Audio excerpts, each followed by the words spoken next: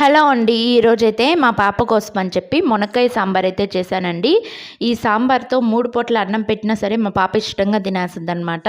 మా పాపకి అంత ఇష్టం అండి సాంబార్ అంటేను. ఈ సాంబార్ని ఎలా తయారు చేసుకోవాలో చూద్దాం రండి. ముందుగా స్టవ్ మీద ఒక బౌల్ పెట్టుకొని అందులో కొద్దిగా ఆయిల్ వేసుకొని పోపు దినుసులన్నీ వేసుకున్నాక కరివేపాకు, ఎండుమిర్చి వేసుకున్న తర్వాత కొద్దిగా ఇంగువను కూడా వేసుకొనేసి ఫ్రై చేసుకోండి. ఫ్రై చేసుకున్న తర్వాత ఆనియన్స్ సన్నగా కట్ చేసి వేసేసుకొని పచ్చివాసన పోయేంత వరకు ఫ్రై చేసుకున్న తర్వాత టమోటాలని వేసుకొని బాగా మగ్గించుకోండి. టమాటాలు బాగా మగ్గిన తర్వాత చింతపండు పులుసుని అయితే వేసుకొని 1 టేబుల్ స్పూన్ కారం, 1 tablespoon salt, 1/2 teaspoon పసుపు వేసేసుకొని కలుపుకొని కొద్దిగా పులుసు అనేది ఉడికిన తర్వాత ఈ మునక్కాయలు వేసేసుకునేసి మూత పెట్టి ఒక 10 నుంచి 15 నిమిషాలు ఉడికిచ్చేసుకోండి. పులుసు ఉడికిన తర్వాత ఉడకబెట్టుకున్న కందిపప్పుని అందులో వేసేసి కొద్దిగా వాటర్ వేసి కలిపేసుకున్న తర్వాత కొద్దిగా ఇంగువ అండ్ కొద్దిగా మెంతిపొడి అండ్ కొద్దిగా కొత్తిమీర వేసేసి కలిపేసుకొని తెరలనిస్తే సూపర్ టేస్టీ సాంబార్ రెడీ.